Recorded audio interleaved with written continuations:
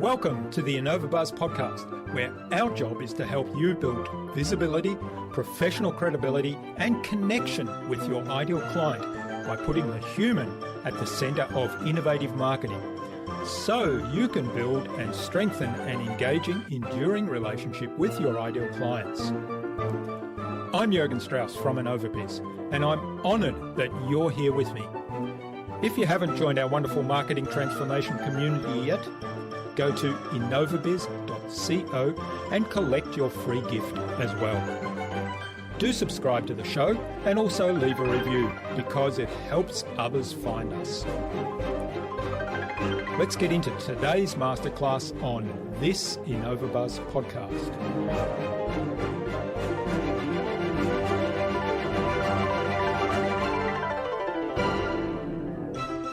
I am not doing this for work-life balance purposes. At least I can see those benefits. But I started this journey for saying, how do I improve productivity in my business? And I say to business leaders, all over the world, you've got to approach this from the perspective that this makes sense for the profitability and productivity of your business. And if you're going to do anything, do this. Because it's relatively simple to implement, but the results are, extraordinary in terms of what it will do.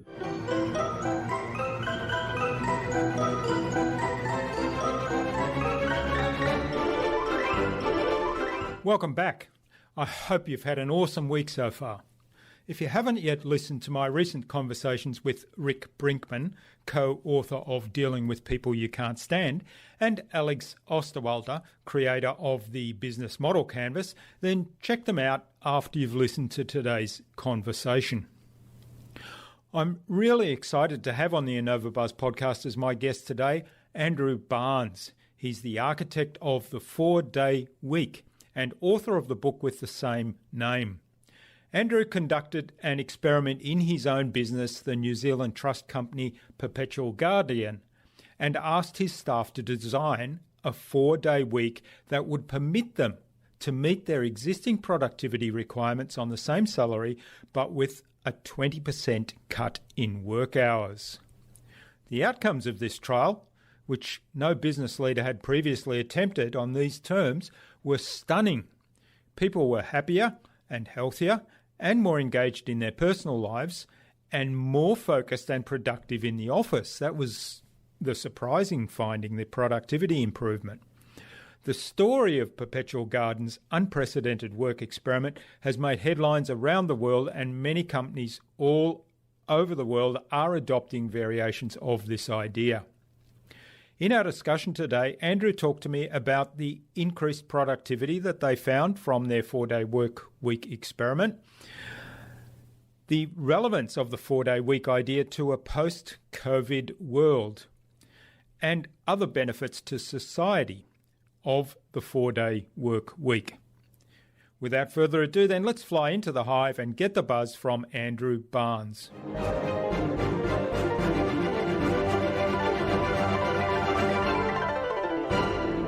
Hi, I'm your host, Jürgen Strauss from InnovaBuzz, and I'm really excited to welcome to the InnovaBuzz podcast today from Auckland in New Zealand, Andrew Barnes. Andrew is a serial entrepreneur, he's a speaker, he's a podcaster, he's the founder of Perpetual Guardian, and also author of the 4-Day Workweek.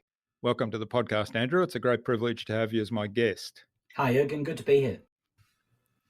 Catherine Lloyd, who was our guest on episode 259 of the InnovaBuzz podcast, suggested that we talk with you, Andrew. So a big shout out to Catherine. Big hello. Now, Andrew, you spend much of your time making the case around the world for the 4-day work week, and you kind of pitch it as something that can help address some of the ills of the current global economy. And that was a pitch that you wrote when you first launched it. Now, with what's happening now with the coronavirus pandemic, we're hearing more and more about the future of work and how what people are being forced to do now in the current environment is going to impact on how they'll work once we get through this, and finding innovative ways to work and do business. So I think the subtitle of the book gives a lot of insights into what that might look like, and that's how the flexible work revolution can increase productivity, profitability, and well-being, and help create a sustainable future. So I'm really excited to be exploring that with you a little bit more today, and also in light of what we're going through right now. So as we're recording this in mid-April, you're on fairly strict level 4 lockdowns. We're on level 3 here. So we're allowed out to exercise and for shopping and critical tasks, but that's about it. Why you need a wine business, Jürgen. I've got a wine business, and that's apparently designated as an essential industry. Oh, right. Yeah, alcohol. Yep. Well, the alcohol consumption here has gone up quite dramatically as well. I think that was the next thing people started stockpiling after toilet paper. All right. Anyway, before we start talking about all things 4-day work week, tell us a little bit about how you came up with that idea and how it all got started.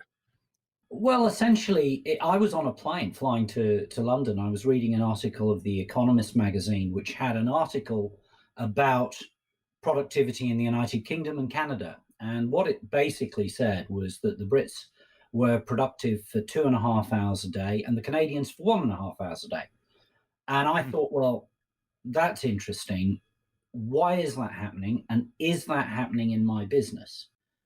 And I thought, probably people, come to work, have a cup of coffee, bit of a chat, get down, answer a few emails, get distracted, go on the internet, get interrupted. Statistically, I think it's once every 11 minutes. And I thought, well, what would happen if I gave my staff a day off a week in exchange for the same level of productivity, but would I get a change in behavior on those 4 days? In other words, would they eliminate some of those unproductive activities? And so literally it was an experiment. I didn't expect anything more than to try a little trial and see if the behavior in my own company changed. And what was your experience in those early days? Because that's quite a bold kind of move. Well, not if you think that you're only productive for 3 hours a day, right? And that was the point. I then stopped before I sort of said to the team, let's do this. I did a little bit more research, and frankly, survey after survey was indicating exactly the same thing, about 3 hours of productivity in a day. So if you think about that, you only have to find 45 minutes more productive time in each of 4 days to make up for the lost day. Now that's still, 4 hours out of a 7 and a bit hour day. So there's still bags of time for socializing and water cooler chats. So I didn't think that was a particularly big risk when we initiated the trial. I thought, well, there's a good chance we will get better productivity. And I also thought that, that would also give my staff a chance to be the best they could be outside the office, as well as the best they could be in the office, because they would be, fresher, they'd have more time with the family, they'd be able to deal with those interruptions, those things that disrupt the working week. So I thought, well, it's not that much of a gamble. I mean, I wasn't game enough to make it permanent straight away. We decided we'd do a 2-month trial. But when you actually think about it, the risk of failure was probably not that large. And how did you measure the productivity? I mean, did you kind of benchmark your productivity beforehand rather than just take that kind of statistic that you'd read about from other studies? Well, here's the thing. How many businesses really know whether their staff are productive or not? Now, I would argue the bulk of us have absolutely no idea. We use time as a surrogate. We look at the week and you come in on a certain time, you leave at a certain time, and we go, that's productive. Well, if you believe that your staff are productive from the very first minute to the very last minute of the working day, I think you're kidding yourself. So what we actually did is we said to the team, we said, you've got a month before we initiate this trial. So what we want you to do in that month is do two things. It's to tell us how we should measure you. Now, in some bits of our business, measurement's very easy, billable hours, documents produced, whatever it is. But in other bits of the business, especially those bits that are providing services behind the scenes, it's quite hard to identify what productivity actually is. So what they did is they said, well, looking at an average week, this is sort of what we do. This is how you should measure us. Bizarrely, we had to tweak a lot of that down a bit because, frankly, we had a view that they weren't actually as productive as they said they were. It's one of those interesting psychological outcomes that staff sort of think they produce more than they actually do. But the real purpose of that was actually also for them to identify what they shouldn't do. How much of the day was actually unproductive? Because what we've done here is we have made time the limited resource, not cost. So in a business, traditionally, we think about cost saves. This was about time saves. So suddenly people start to go, well, should I be doing that? Am I wasting my time doing that? Am I wasting your time doing that? And so the process, that first month of planning, was to establish the benchmarks so that we had an idea around productivity in probably a more granular way than we had. But it also alerted the teams to say, actually, we need to rethink about what we're going to do and how we're going to do it. Yeah, that's fascinating. And I think, the point of looking at what am I doing that I shouldn't be doing, and I guess one of the interesting things for me, looking at, we're kind of looking at a lot of our activities right now and saying, what's the outcome we're aiming for here, rather than what's the activity. So we're kind of taking a bigger picture view, and that kind of highlights some things where we say, well, that actually the outcome that we're after is not dependent on this activity. So why are we doing it? And so looking at activities that you're kind of doing because you're used to doing them, or because they've become routine, or because you're looking for a distraction. I mean, and this is not just the staff, this is the business owner and the senior management. Everybody's looking for distraction every now and then. And there's nothing wrong with having distraction every now and then. But of course, the more you can keep that down, reduce that, the more efficient you're going to be. So how did it impact on your customers, though? Well, that was the other thing that we said. Look, there could be no adverse impact on the customers. That was an absolute prerequisite. So when we talk about a 4-day week, we don't mean that we shut the shop for 1 day a week, because we don't. We have retail branches the length and breadth of New Zealand. So we have to service our customers normal business hours exactly the way we would have done before. So what we said to the teams is that you have to structure yourselves within your team, who's taking what time off. And that could be, some teams might do it on a rolling basis, that they took a day off. But actually, we said we're prepared to be even more flexible than that. You can take a couple of afternoons off a week. You can come in late. You can go home early. You can do whatever you like, because our 4-day week is really about output. And it has to, by definition, it has to be a voluntary opt-in process. Now, we're currently at about 76% of the company on a 4-day week. We will never get above 85%, because whenever you join the business, we do start you off on 5 days, so you understand what the 5-day job looks like before you have to deliver it in 4 days. So by doing it that way, actually, in most cases, actually, our customer service has improved, because if you think about when somebody goes on holiday normally, what you do is you go, oh, someone's gone off on holiday. Well, we'll try and cover that until they get back.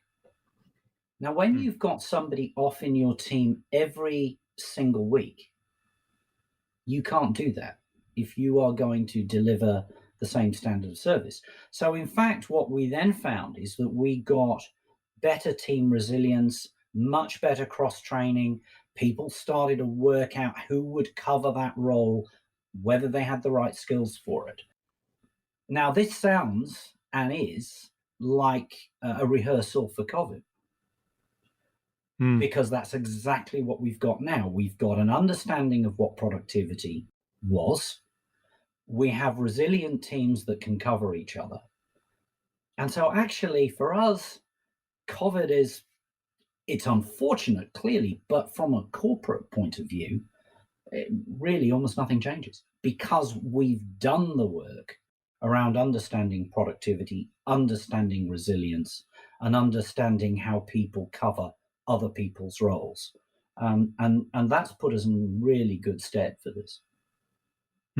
Yeah, that's a fascinating insight that, yeah, I guess people, as you say, they adapt the systems and the processes and the handoffs and also the upskilling each other in a way that enables them to take time off during the week rather than simply sort of as an exception to the rule when somebody is going on vacation once a year, or maybe some people don't even take vacation once a year. They may do it once every other year or so. No, and that is the point, because everybody, when we do it, you opt in as an individual, but your team is the team goal. And again, because of the way that New Zealand legislation worked, we couldn't change your contract. So your contract is still 5 days a week, 8:30 to 5. You opt into the policy. Now that means that if you don't deliver your side of the bargain, i.e. the productivity, the organization has the right to say, well, everybody back in for the 5th day. And we've only ever had to use that sanction once. We had one team actually in the trial that failed because it did what you were talking about. What it basically did, he said half of them said we'll take Friday off, half said we'll take Monday off. And then we got to the end of the trial and they said, well, customer service really suffered. And we said, well, that's why nobody else in the organization did it that way. They all did a rolling routine. But it was helpful for us because it proved that we meant what we said, which is you get this time off if you deliver on the productivity. If you don't, back to the normal way of working. So what in the trial, I mean, obviously, the trial was successful enough for you to continue with it. How long's it been going, by the way? We've been doing this now for just over 2 years. So what were some of the surprising things that you found during the trial and even after that? Well, look, there were things that you would expect, engagement scores, engagement enrichment, empowerment, enthusiasm, loyalty.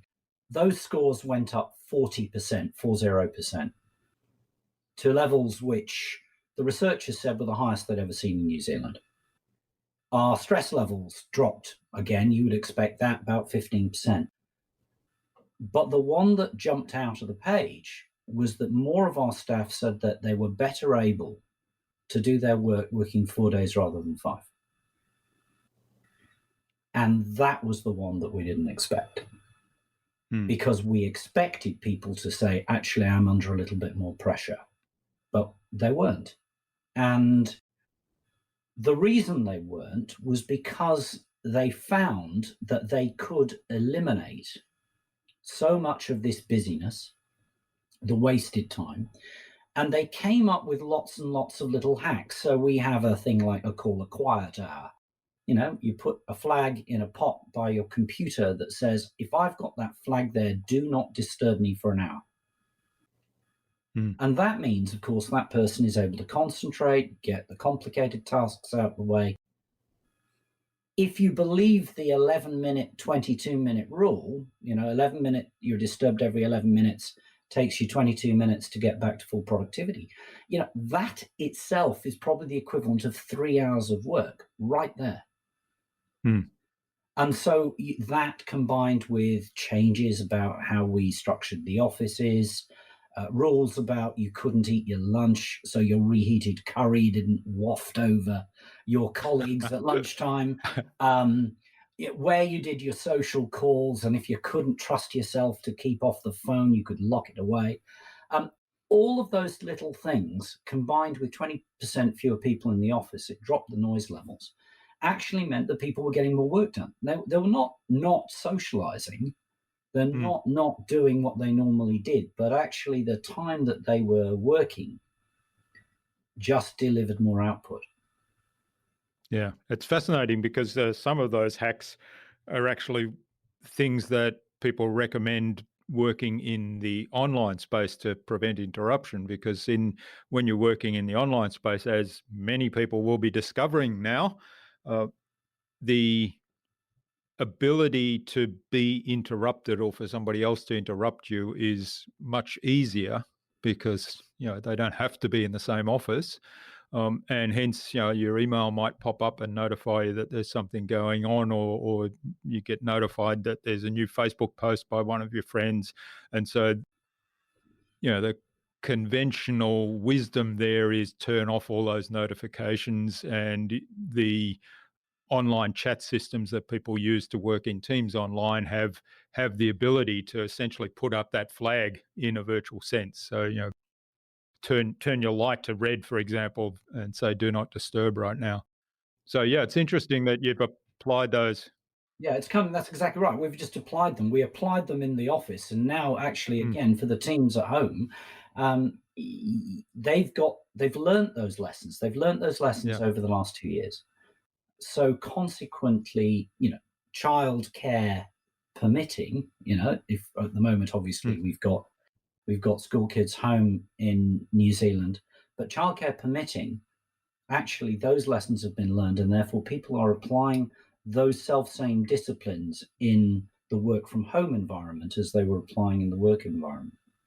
But it's not rocket science. It's all the stuff that if you read, any time management book, it will say the same thing.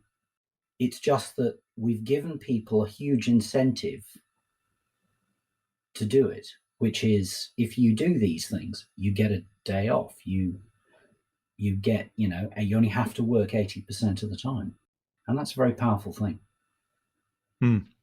Yeah, I can imagine it certainly is a powerful motivator as well. And in the current environment where that's the exception rather than the rule, it would definitely mean that your company is probably a much preferred workplace or a preferred employer, and so you have the choice of high demand for people wanting to work for you, and therefore choice. Yeah, that's right. I mean, I think we were saying again pre-COVID, if you looked at most of the Western economies, certainly the US, UK, New Zealand, I think Australia wasn't far off it, you almost had full employment. So competition for talent was becoming acute. Now, I can tell you, we're in the trust industry. Nobody wakes up in the morning and says, I want to work for a trust company. We are seriously dull, right?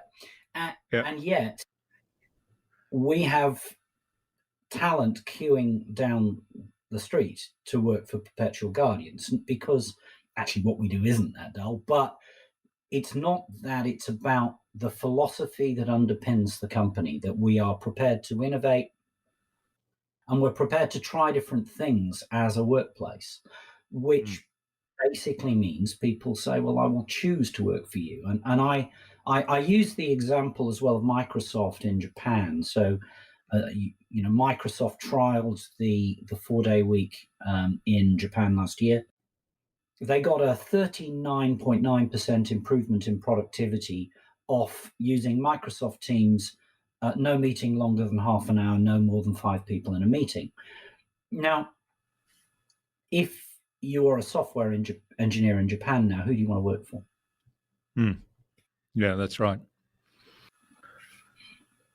All right.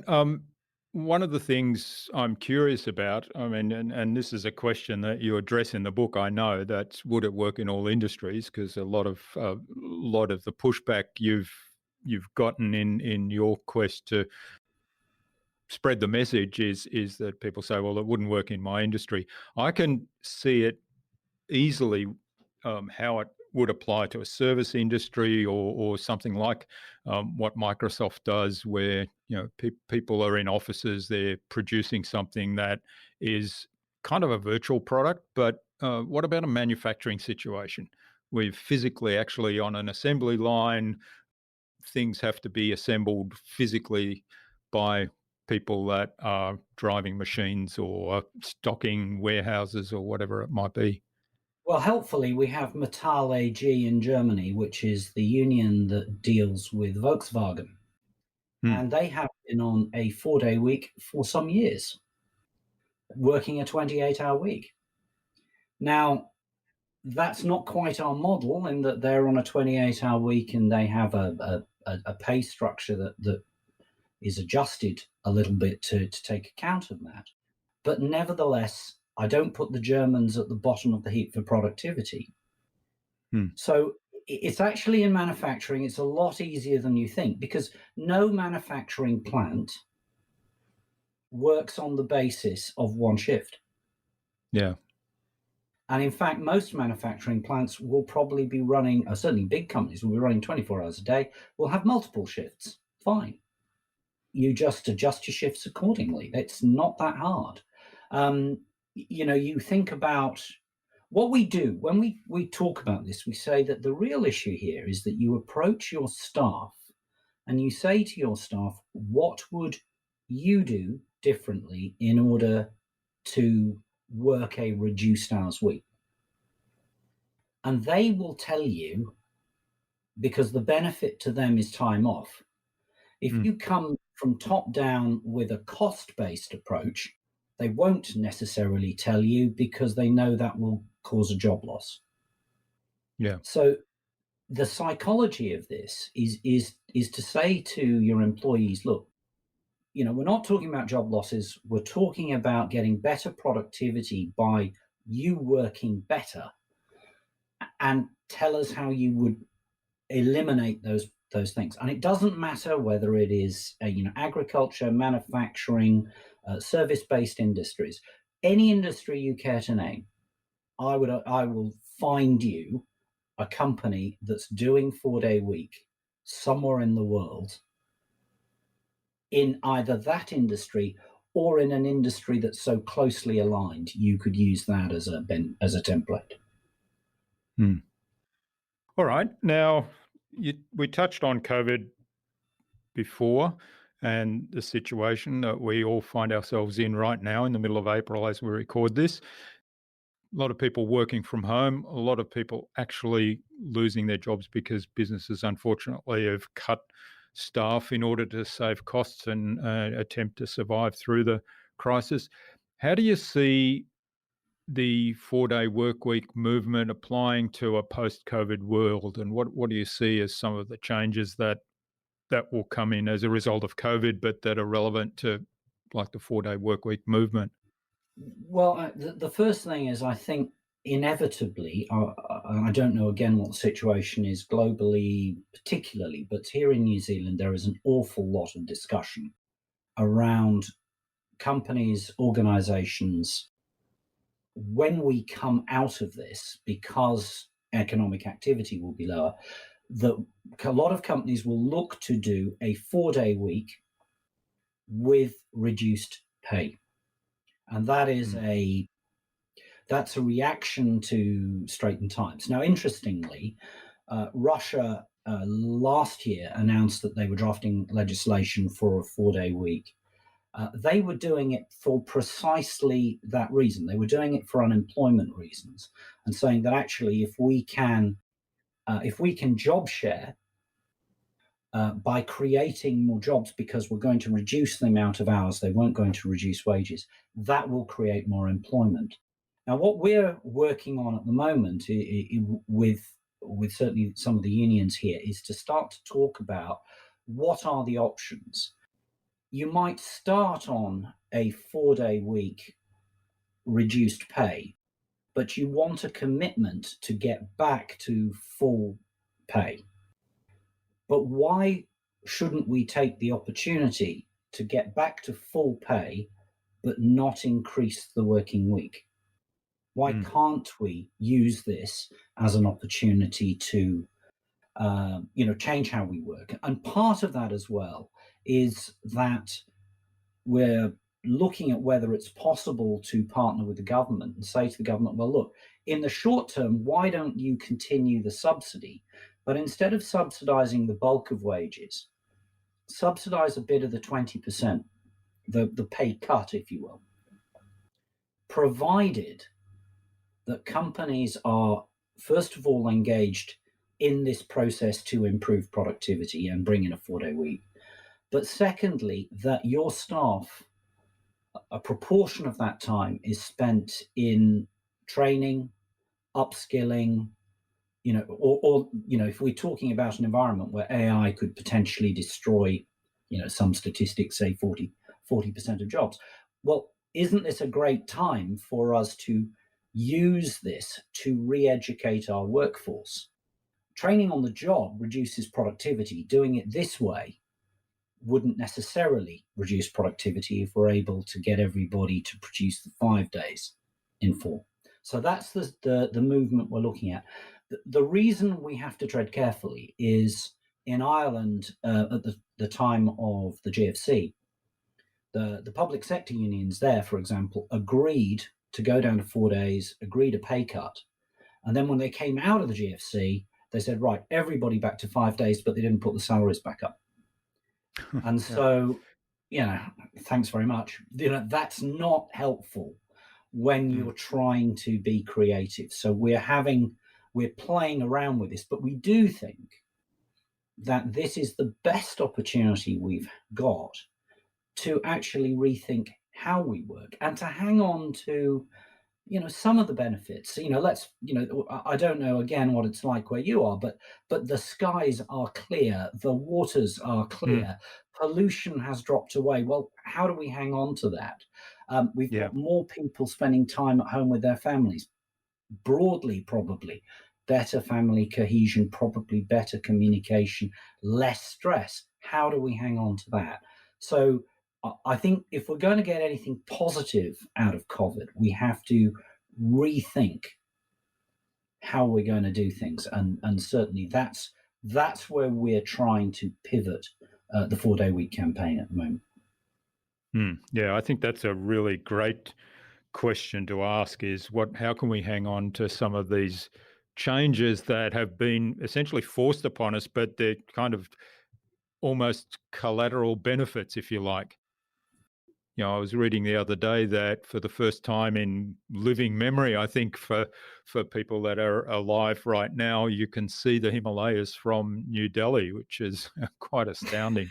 When I think of what what New Delhi looked like every time I've been there, you were lucky to see your hand in front of your face.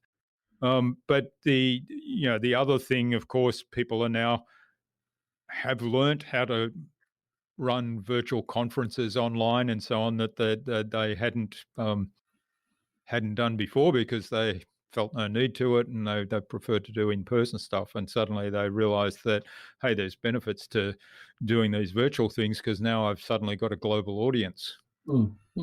Yeah, that's right. I had an interesting conversation with one of my CEOs this morning, and what we were talking about is, in fact, whether what we're going to see is a complete inversion of the way we work.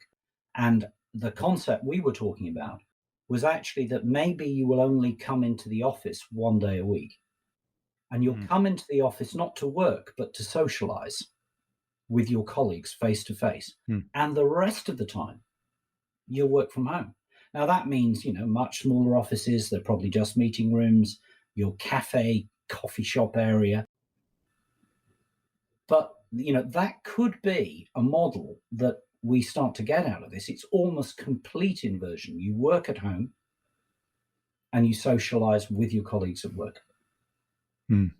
Yeah, it's an interesting concept, and like you say, that would certainly cut back on, the congestion on the roads, the impact on public transport systems being overcrowded, and the resultant drain on the environment that some of those things cause. And the 2 points about that, of course, is that, we know here that if we could get Auckland to free flow, in other words, we could get traffic off the roads, that would add about 1.5 to 2% to Auckland's GDP. It will be the same in almost every one of the major cities. So in an environment where we need to get the economy to recover, a 4-day week is a tool that would assist in that. And then if you think about flexible working generally, flexible working, the estimates when you look at what it would do to global economy, it would put trillions of dollars onto the global economy. So grasping this as part of a strategy that we use to help the global economy recover, for me, it makes, I have to keep emphasizing this whenever I talk about the 4-day week. I am not doing this for work-life balance purposes. At least I can see those benefits. But I started this journey for saying, how do I improve productivity in my business? And I say to business leaders, all over the world, you've got to approach this from the perspective that this makes sense for the profitability and productivity of your business. And if you're going to do anything, do this, because it's relatively simple to implement, but the results are, extraordinary in terms of what it will do. And most companies that implement productivity policy as ours is, are seeing improvements of productivity of 25, 30, 40%. Yeah.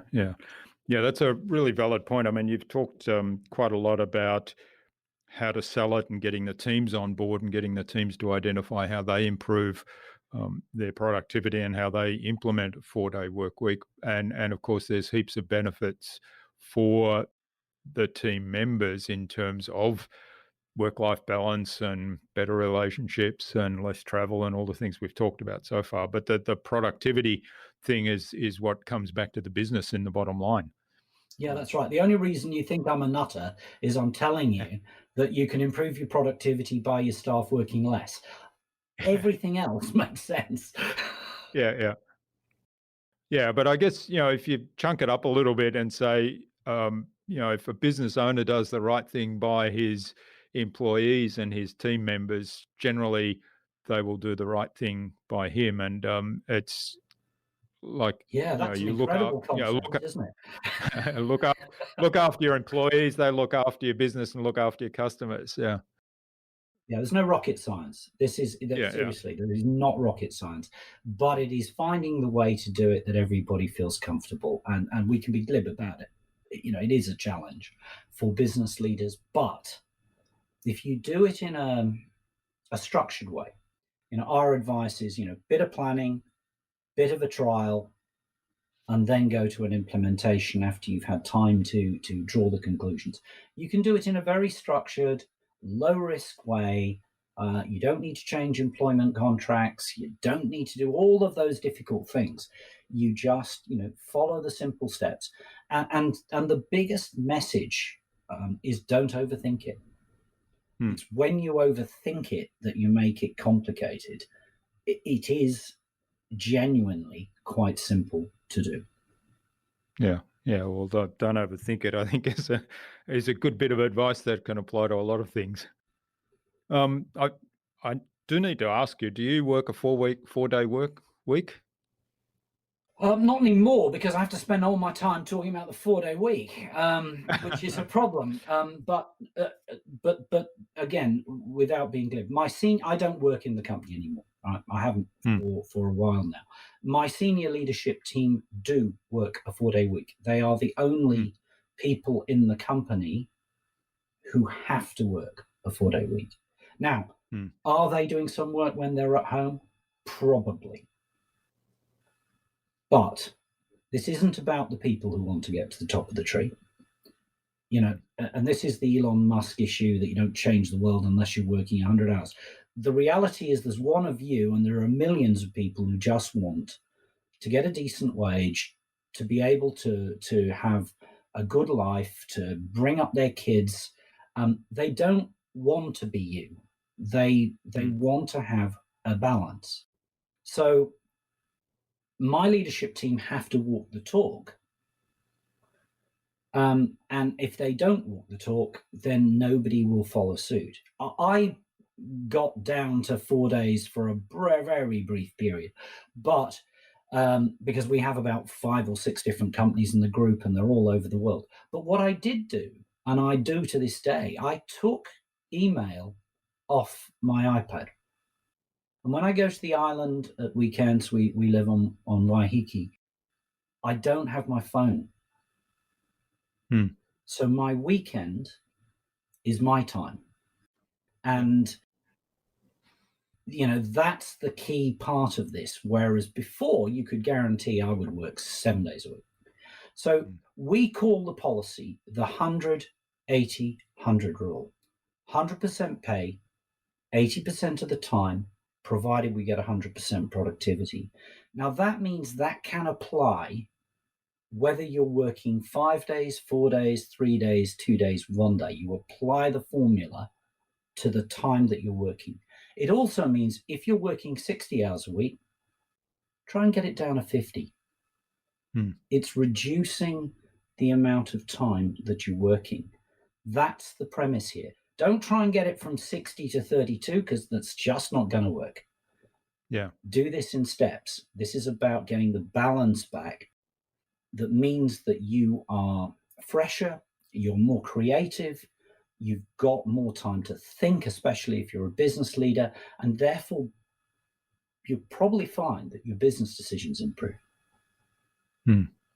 Yeah, definitely. I love the idea of having a device for the weekend that doesn't have the email on there, and so basically you're just using it to read and maybe connect with family.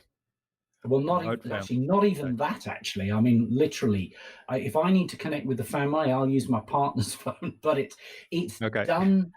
It's done deliberately because things keep coming, and then if you don't draw the boundary, and that's the lesson of COVID again, isn't it? You're home working.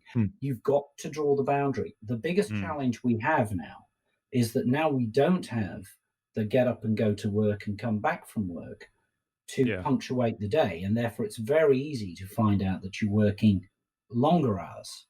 That's right.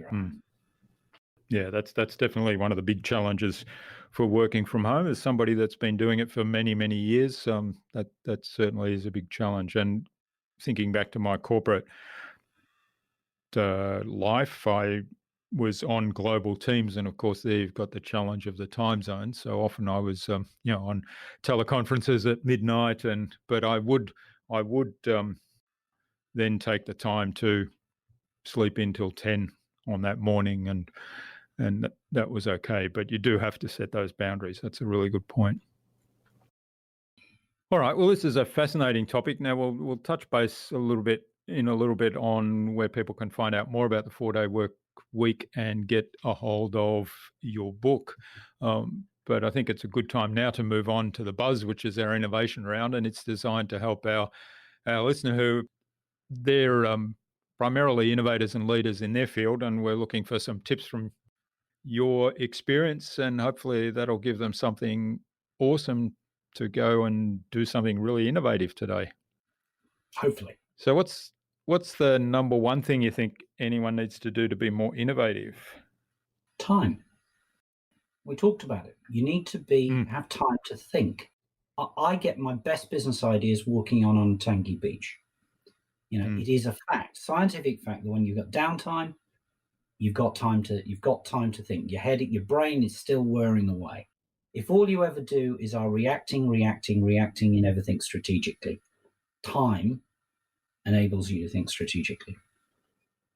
Yeah, that's That is a very effective way to do it, and I find my morning bike ride, particularly now when we're doing it solo, uh, it's a really good time to have that downtime where the mind suddenly comes up with a whole lot of ideas. Now, what's the best thing you've done to develop new ideas? Well, I think the 4-day week. I Mm, mean, because that's given all of my leadership team more time. So they're all being more creative. And therefore, they're also having more opportunity to come up with solutions. It's that sort of structure that enables people to innovate, and especially in a fast moving world, if you've got that ability to deliver that to your employees, then they in turn, will deliver for you, and they're developing new ideas and new products, almost faster now than I can keep pace with as we go through the last few weeks, because they've all got a little bit more time now than they had before, and I have to mm. send them back to work. Yeah. Okay. Now, do you have a favourite resource that you use most often? I don't. I'm the wrong generation for this. I have a little black note. I have a little black book, and so I've always been.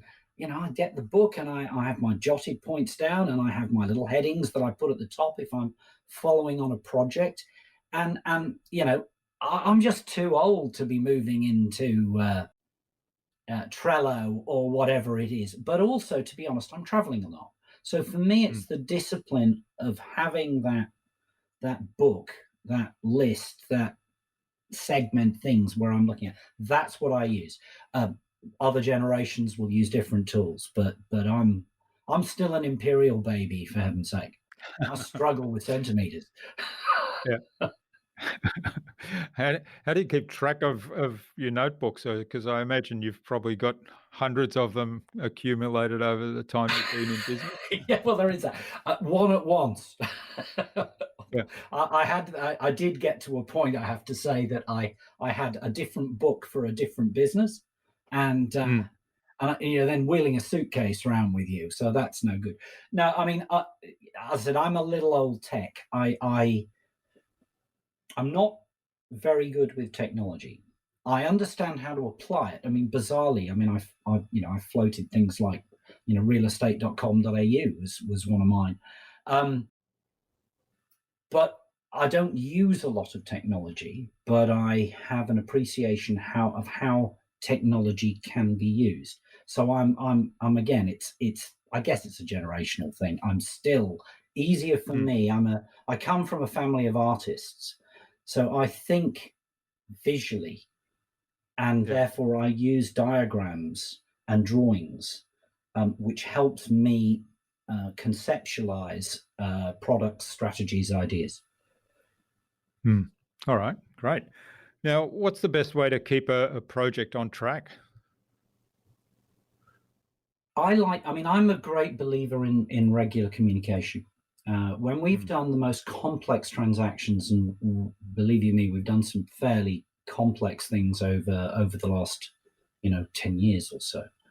Um, my main way to handle that was I used to get all my senior people together in a coffee shop every morning, and we used to talk it through. We used to talk the issues, what were the problems that people had, and I used that forum as a decision making forum. So literally, people would canvass an idea, canvass a problem, and we would resolve it there and then. Now that was that was quite efficient, because the challenge otherwise is, you let me write an email, let me do a presentation, it goes into a circulation, we pull everybody together, we have a bit of a committee meeting, we get the feedback.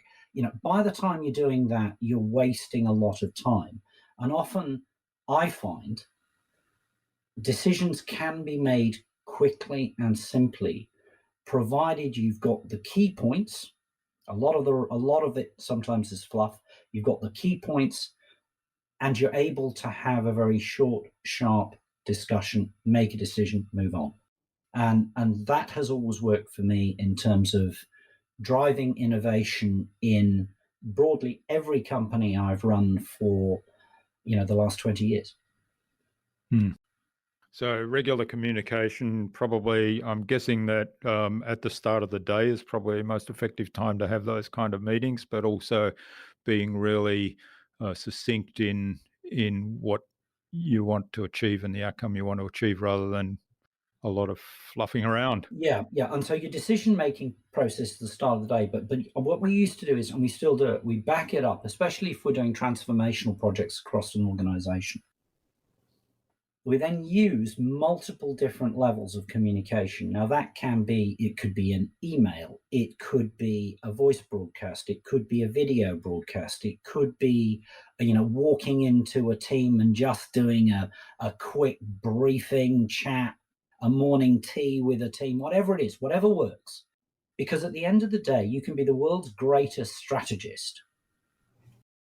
But if your team doesn't understand the goal, what it is they're going for, why they are important, then actually you'll fail. And it was brought home to me in my dim and distant days in the military, where, people said nobody goes over the top for a flag.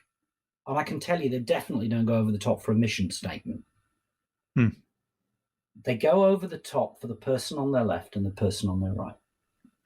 Yeah. And that's what you're trying to achieve here.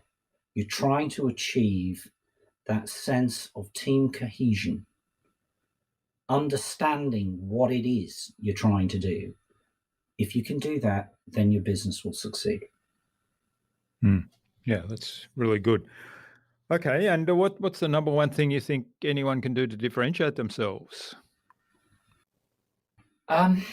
It's take more risk, because I think quite often, people look at an issue and go, oh, no, that's a bit risky. So actually, I'm not going to do it. Now, I always, again, have a phrase of saying, if you can look at a situation facing the company, and if you do nothing, sometimes you will have a 100% chance of failure. Yeah. If you do something, you might have a 50% chance of failure. Now, that's a high risk, but it's a hell of a sight better than the alternative.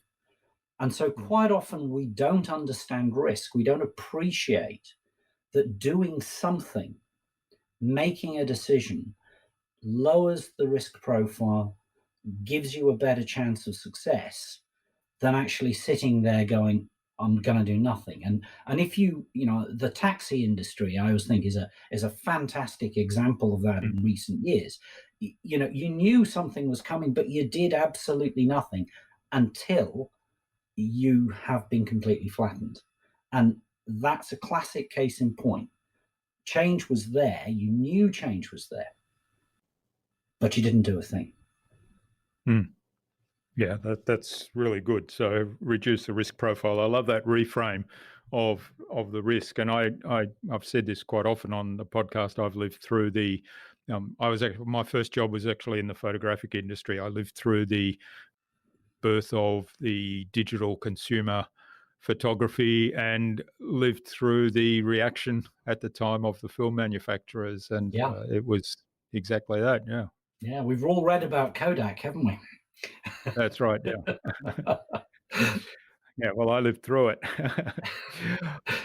All right. Well, this is absolutely fascinating, Andrew. Now, where can people find out more about you? Find out where can they get the book, the 4-Day Work Week, and maybe even get in touch and continue the conversation?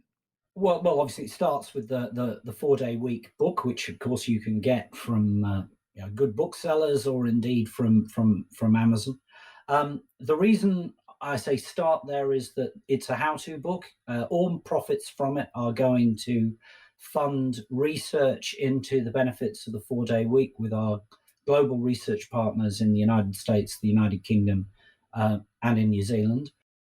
It tells you broadly how to do it. Now, you can also go to our website, which is www.4dayweek.com.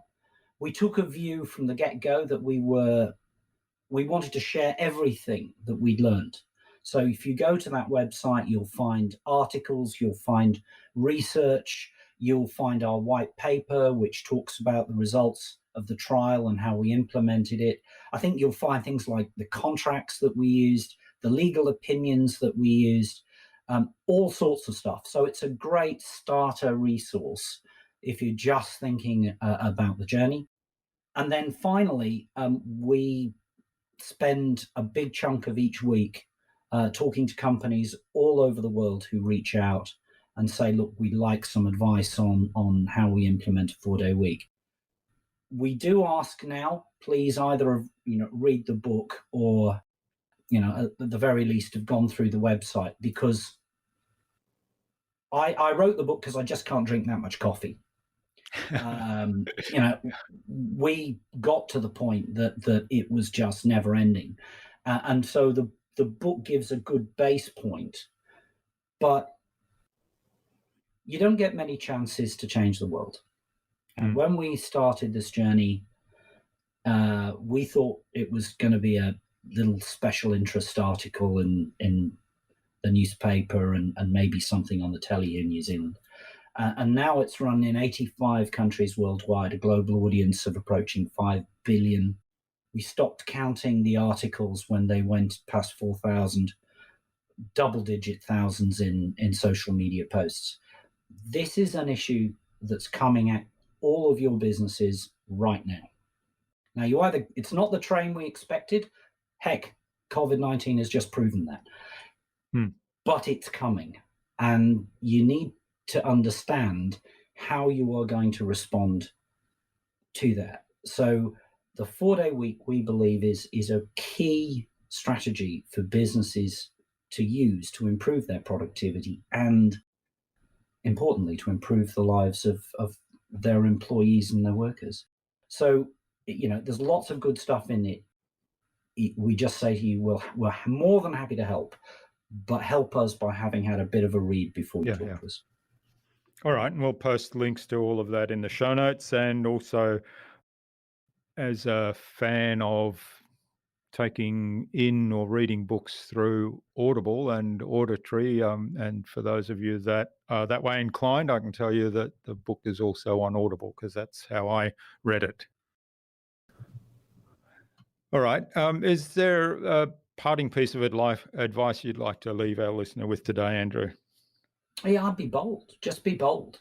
I was a chicken until I was about 39. I grew up in a household in the north of England. Parents who'd come through the war. My dad lost his dad during the war, and conservative. Frightening how conservative they were. I can remember talking to myself at 21 going, Andrew, you've got to settle down and get a job rather than, go and travel around the world, because I've been indoctrinated. It took me till I was 40 to go, actually, this is stupid. I'm better served to take some risks because, life isn't a dress rehearsal. So the advice is I would give to everybody, take some time to think, but actually being innovative, being entrepreneurial isn't as hard as you might think it is. It's that first step. It's just making that step. So, take the leap. Great. I love that advice. Yeah. And finally, Andrew, who would you like me to chat with on a future InnovaBuzz podcast, and why? Well, if you could get hold of somebody like Ryan Pandya from Perfect Day, that would be interesting. I mean, I am looking at where, protein fermentation goes, especially, living in New Zealand. There are reports out there that basically say that the dairy industry could be completely replaced by protein fermentation within the next 10 years. Now, that is one heck of a piece of evolution. We've done it in manufacturing, we've done it obviously in technology, but agriculture, this to me is the next big wave that is coming, and that will have enormous implications, certainly for the economy here, but has incredible implications for our ability to, feed, sustain the planet in a sustainable way. Yeah, okay. Well, we'll see if we can get Ryan on for a conversation and explore that a little bit more. So thanks, Andrew. And thanks so much for sharing your time and your insights with us so generously today, and talking about the 4-day work week and the movement and all the things that you've learnt in your experiment inside the company, and then what you've learnt in helping other companies implement it. So all the best with pushing this forward, and let's keep in touch. Yeah, thank you. Take care.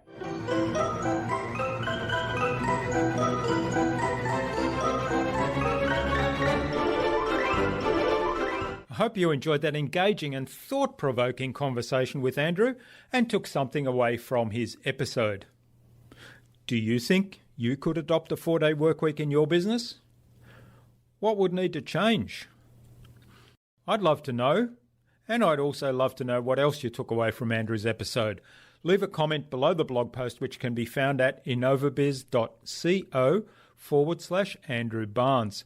That is ANDREWBARNES. All lowercase, all one word, innovabiz.co/Andrew Barnes. You'll also find further information about Andrew there, as well as links to the 4-Day Week website, the 4-Day Week book, his social media pages, and the other resources we spoke about in today's conversation. Andrew suggested that we have a conversation with Ryan Pandya of Perfect Day on a future InnovaBuzz podcast episode. So Ryan, keep an eye on your inbox for an invitation from us to the InnovaBuzz podcast, courtesy of Andrew Barnes.